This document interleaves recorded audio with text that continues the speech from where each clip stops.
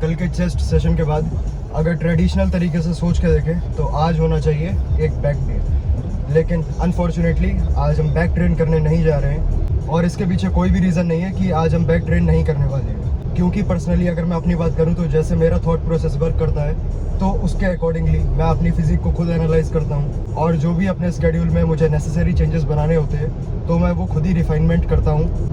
And hopefully जो भी हमारी करंट बल्क की स्ट्रेटजी चल रही है सो उसके अकॉर्डिंगली जो भी हमें रिजल्ट्स दिखाई दे रहे हैं वो एक आइडियल स्टेट में है। और अगर आइडियल रिजल्ट्स की बात करें to be very specific that would be strength gains. अगर पहले के टाइम से कंपेयर करा जाए तो स्ट्रेंथ में काफ़ी अपलिफ्ट है। ऑन दी अदर हैंड अगर बॉडी वेट की बात करें तो वो भी ग्रेजुअली इंक्रीज हो रहा है, और रिसेंटली बॉडी वेट को भी मैंने रेगुलरली ट्रैक करना स्टार्ट कर दिया है। तो अगर मैं अपने current age growth phase so called bulking phase की बात करूँ तो सबसे पहले मेरी प्रायोरिटी है अपने ऐसे मसल या बॉडी पार्ट्स को स्ट्रॉन्ग करना जिसमें सबसे ज़्यादा इंप्रूवमेंट की नीड है। तो डेफिनेटली अपनी फिजिक को एनालाइज करके एक चीज़ तो क्लियर है कि सबसे ज़्यादा इंप्रूवमेंट की नीड है लोअर बॉडी में। एक बात तो ऑब्वियस है, अगर मैं अपनी पहले की फिजिक्स से कंपेयर करूं आज के टाइम पे तो लोअर बॉडी में ड्रास्टिक चेंजेस है। एंड आज की डेट में drastic changes are only visible because of due to proper analysis and periodization. तो पर्सनली अगर मैं अपनी बात करूं तो मैं अपनी फिजिक को एज अ पजल देखता हूं। तो जैसे कि एक पजल होता है उसके डिफरेंट पार्ट्स रहते हैं, और उन डिफरेंट पार्ट्स को हमें एक स्पेसिफिक पोजीशन पे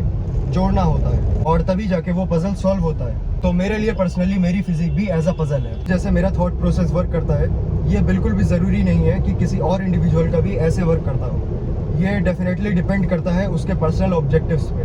तो ये चीज़ डेफिनेटली वेरी करती है कि किसी और इंडिविजुअल का थॉट प्रोसेस कैसे वर्क करता है और उसकी एक स्पेसिफिक अप्रोच क्या है, और किसी का भी एक स्पेसिफिक गोल या फिर पर्सनल ऑब्जेक्टिव हो सकता है जो उसको फुलफिल करना रहता है। तो अभी मैंने अपने लिए एक स्पेसिफिक टारगेट सेट कर रखा है, और वो टारगेट यही है कि जिन मसल में सबसे ज़्यादा इंप्रूवमेंट की नीड है तो उन मसल ग्रुप्स को ही सबसे पहले प्रायोरिटी देनी है।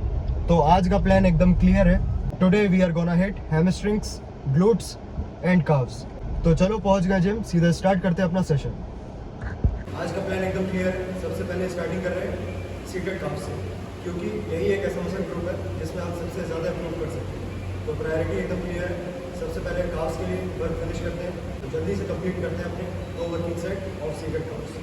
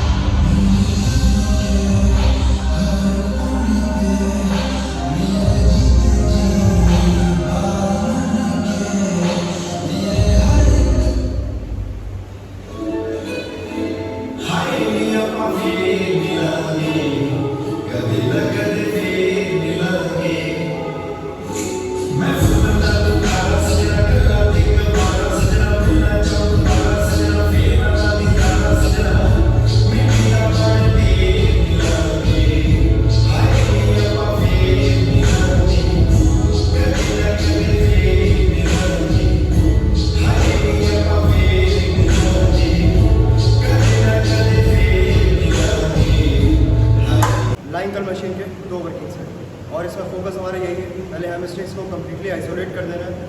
इसके बाद ऑब्वियसली हम आइडियल्स करेंगे और यही एंड होगा आज के वर्कआउट। तो जल्दी से अपने 2 सेट कंप्लीट करते हैं, क्योंकि हमें हैमस्ट्रिंग्स को सिर्फ और सिर्फ प्री एग्जॉस्ट करना है। लेकिन इसका मतलब ये नहीं है कि ये बहुत लाइट सेट्स होने वाले हैं।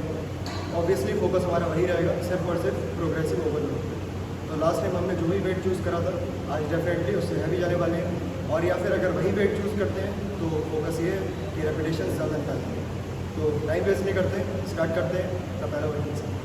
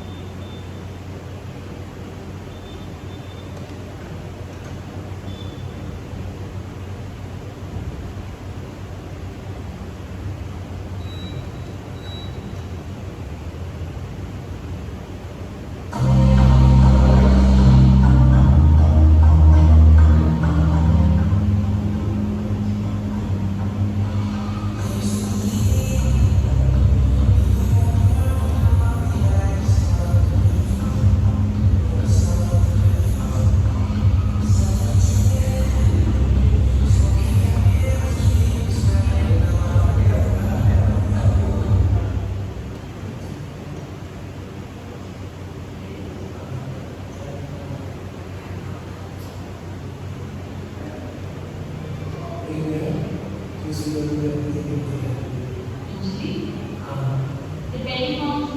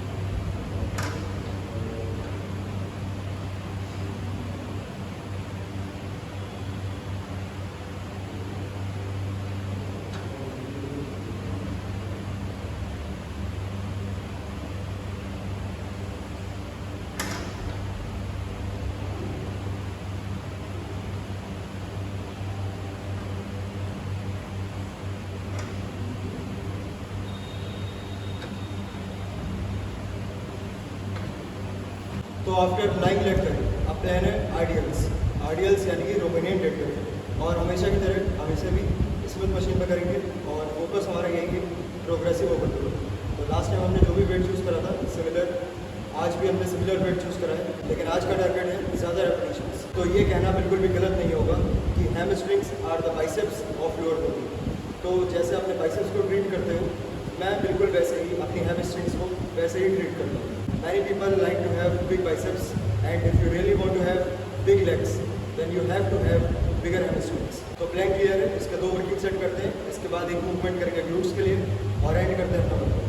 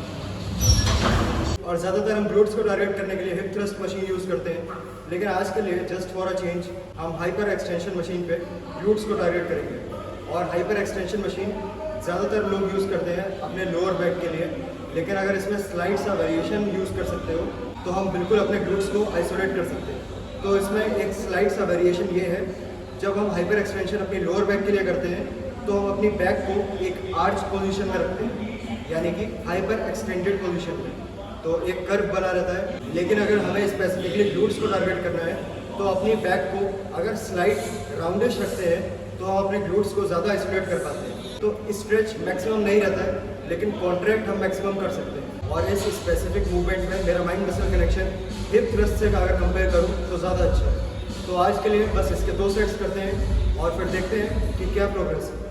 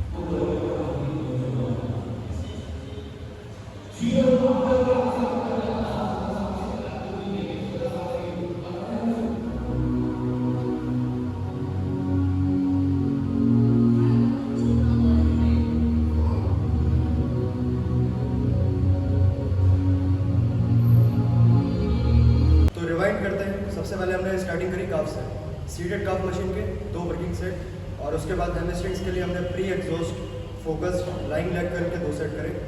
सो ये 4 सेट, और हैमस्ट्रिंग्स के लिए आगे आइडियल्स 2 सेट, तो ये हुए हमारे 6 वर्किंग सेट्स। और लास्ट में ग्लूट फोकस्ड हाइपर एक्सटेंशंस, तो 8 वर्किंग सेट्स। तो पर्सनली अगर मैं अपनी बात करूँ, इसीलिए मैंने लेग सेशन को डिवाइड करके रखा है। अगर मैं यही सब एक दिन में करना चाहता और साथ में क्वाड्स भी होते, तो इमेजिन करके देखो कि कहीं ना कहीं इंटेंसिटी को हमें कॉम्प्रोमाइज़ ज़रूर करना पड़ता। या तो हमारे काफ्स कॉम्प्रोमाइज़ करते हैं, या हैमस्ट्रिंग्स, ग्लूट्स, और या फिर क्वाड्स। तो क्योंकि मुझे पर्सनली कहीं भी कॉम्प्रोमाइज़ नहीं करना है, स्पेशली अपने लोअर बॉडी के रिगार्डिंग, तो इसीलिए मैंने स्प्लिट कर रखे हैं अपने सेशंस। एक दिन में हैमस्ट्रिंग्स, ग्लूट्स और काफ्स को फोकस करता हूँ, और जो नेक्स्ट हमारा लेग सेशन होता है उस दिन क्वाड्स एंड अगेन काफ्स। तो अभी हाउएवर इस जिम में एबडक्टर्स और एडडक्टर्स की मशीन नहीं है, लेकिन अगर बाई चांस वो अवेलेबल होती तो हम उसको आज के हैमस्ट्रिंग्स और ग्लूट्स वाले सेशन में ही इंक्लूड करते हैं। क्योंकि अगर बात करें क्वाड्स वाले दिन पे, तो उस दिन तो इतनी ज़्यादा इंटेंसिटी रहती है कि और कोई भी मसल ग्रुप उसके साथ में ट्रेन नहीं कर सकते। लेकिन इसका मतलब ये नहीं है कि यही एक सिंगल अप्रोच है जो कि ज़्यादा ऑप्टिमल है। ये चीज़ मैंने अपने लिए पर्सनली खुद डिज़ाइन करी है। अगर तुम्हारे लिए कोई और चीज़ें वर्क करती हैं तो डेफिनेटली तुम उस पर स्टिक रहो। जिस तरीके का भी ट्रेनिंग स्टाइल तुम एंजॉय करते हो तो उसमें कोई भी चेंजेस करने की ज़रूरत नहीं है। There is no need to copy someone. तो बाकी बातें कंटिन्यू करते हैं कार में और देखते हैं कि हैमस्ट्रिंग्स और काफ्स कैसे लग रहे हैं। इवन तो हमने हैमस्ट्रिंग्स और काफ्स ट्रेन करे हैं, लेकिन सामने दिखते हैं तो वो है क्वाड्स। तो एक दो पोज ओवरऑल लेग्स यानी कि क्वाड्स के लिए हिट करते हैं, फिर देखते हैं बैक साइड से हैमस्ट्रिंग्स कैसी लग रही है।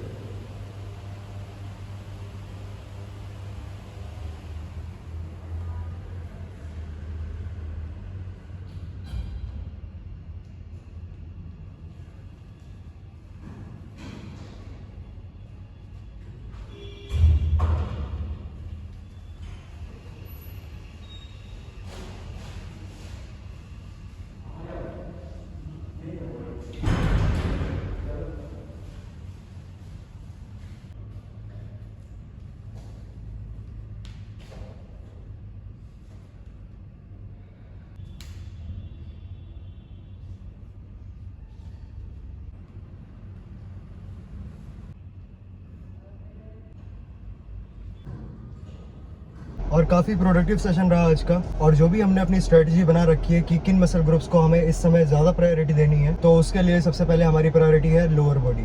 और अगर लोअर बॉडी की भी स्पेसिफिकली बात करें तो हैमस्ट्रिंग्स, क्वाड्स, ग्लूट्स और काफ्स में, उसमें भी सबसे पहली प्रायोरिटी हमारी है काफ्स। तो इसीलिए जो भी हमारे दोनों लेग सेशन होते हैं, अब हमने रिसेंटली काफ्स से स्टार्टिंग करना स्टार्ट कर दिया, क्योंकि जब बॉडी फ्रेश होती है तो सबसे ज़्यादा एनर्जी होती है उसमें। तो इसीलिए हमें प्रॉपर यूटिलाइजेशन करना है उस चीज़ का और काफ्स पे ज़्यादा फोकस करना है। लेकिन इसका मतलब ये नहीं है कि मेरा ट्रेनिंग स्टाइल चेंज हो जाएगा, यानी कि जो भी मेरा पर्सनल ट्रेनिंग स्टाइल है वो है हाई इंटेंसिटी लो वॉल्यूम। तो बहुत सारे लोगों को मे भी ये चीज़ ना समझ में आए कि हाई इंटेंसिटी और लो वॉल्यूम सच में रिजल्ट्स दे सकता है या नहीं दे सकता है। तो अगर मैं सच बात करूँ, मैं भी बड़ा कंफ्यूज रहता था पहले कि ये हाई इंटेंसिटी और लो वॉल्यूम वाली अप्रोच वर्क सच में करती भी है या नहीं करती है। और कन्फ्यूज़न से ज़्यादा मेरे अंदर क्यूरियोसिटी थी। अगर वो कन्फ्यूज़न होती तो मैं आज भी हाई वॉल्यूम पे ट्रेन कर रहा होता, लेकिन वो थी क्यूरियोसिटी जिसने मुझे एक बार एक्सपेरिमेंट करने का मौका दिया कि हाई इंटेंसिटी और लो वॉल्यूम ट्रेनिंग कैसी रहती है। तो स्टार्टिंग पॉइंट पे ज़रूर ऐसा लगता था कि ये अप्रोच वर्क नहीं कर रही है, तो ज़्यादातर लोग हाई वॉल्यूम पे ट्रेन करना ही प्रेफर करते हैं। और पर्सनली जो मेरा ट्रेनिंग स्टाइल है हाई इंटेंसिटी लो वॉल्यूम पे ट्रेन करना, तो ये कहना बिल्कुल भी गलत नहीं होगा, ये अप्रोच सबके लिए वर्क नहीं कर सकती है। तो ये चीज़ तो तुम्हें खुद फिगर आउट करनी पड़ेगी, एक दो बार एक्सपेरिमेंट करना पड़ेगा। इसी को कहते हैं ट्रायल एंड एरर। तो क्यूरियोसिटी होना बहुत ज़रूरी है। एक्सपेरिमेंट करो, क्यूरियोसिटी रखो, लेकिन कंफ्यूज मत रहो। अगर तुम्हारे अंदर कंफ्यूजन है कि ये चीज़ वर्क करती है या नहीं करती है, तो तुम हमेशा उसके बीच में ही अटके रहोगे। लेकिन अगर तुम्हारे अंदर सच में क्यूरियोसिटी है तो तुम कभी ना कभी उसे एक बार एक्सपेरिमेंट ज़रूर करके देखोगे, और मे भी क्या पता वो एक्सपेरिमेंट तुम्हारे लिए वर्क कर जाए। लेकिन अगर सच में बात करी जाए हाई इंटेंसिटी और लो वॉल्यूम ट्रेनिंग कैसे वर्क करती है, तो सबसे पहला इसका प्रोटोकॉल यही है, इसमें माइंड मसल कनेक्शन एक नेक्स्ट लेवल पर होना चाहिए। अगर सच में तुम्हें लगता है कि अभी भी टाइम है तुम्हें अपना मसल माइंड कनेक्शन इंप्रूव करने के लिए, तो हाई इंटेंसिटी ट्रेनिंग सच बताऊं फॉलो मत करो। क्योंकि ये बात तो बिल्कुल सच है, जिस तरीके का मेरा ट्रेनिंग स्टाइल रहता है हर कोई उसे फॉलो नहीं कर सकता है, क्योंकि इसमें बहुत ज़्यादा फोकस और अटेंशन डिमांड रहती है। लेकिन ऑन दी अदर हैंड जो भी एक ट्रेडिशनल वर्कआउट्स रहते हैं, फॉर एग्जांपल चेस्ट के लिए बेंच उसके 3 सेट्स, और उसके बाद पेक डेक फ्लाइज उसके 3 सेट्स, फिर लोग डिप्स करते हैं, फिर और कोई ना कोई मूवमेंट करते हैं। तो इस तरीके की जो भी टिपिकल अप्रोच रहती है, हो सकता है कि ये चीज़ तुम्हारे लिए ज़्यादा अच्छी वर्क करे। क्योंकि अगर तुम एकदम से ड्रास्टिक चेंज करोगे, यानी कि करेंटली अगर तुम अपने चेस्ट के लिए 12 वर्किंग सेट्स कर रहे हो और एकदम से उससे तुम ड्रॉप डाउन कर देते हो 4 वर्किंग सेट्स पे, तो मे भी हो सकता है कि तुमको ऐसी फीलिंग आए कि मैं और ज़्यादा पुश कर सकता हूँ, या फिर ये चीज़ ऑप्टिमल नहीं है। तो ये फीलिंग का होना एकदम सही है। तो डेफिनेटली मेरे अंदर भी ऐसी फीलिंग्स आती थी और मैं हमेशा और लोगों की तरह यही सोचता रहता था कि मोर इज़ बेटर। लेकिन डेफिनेटली इस पॉइंट पे ये चीज़ समझ में आ रही है कि मेरे लिए क्या चीज़ वर्क करती है और लोगों के लिए क्या चीज़ वर्क करती है, ये बिल्कुल ही डिफरेंट है। तो आज का ट्रेनिंग वाला काम खत्म। अब प्लान है एक बड़ी सी पोस्ट वर्कआउट मील, जिससे हम सीधे जल्दी से जाएं रिकवरी मोड पे। और अगर पोस्ट वर्कआउट मील की बात करें तो आज का प्लान है चिकन और rice as most of the time. लेकिन अभी मेरे पास चिकन खत्म हो गया है, तो जल्दी से मार्केट चलते हैं, चिकन रीस्टॉक करते हैं, उसके बाद घर पे जाके करते हैं फीस्ट। तो आज के लिए एंड करते हैं यहाँ पे, मिलते हैं कल नेक्स्ट सेशन के साथ।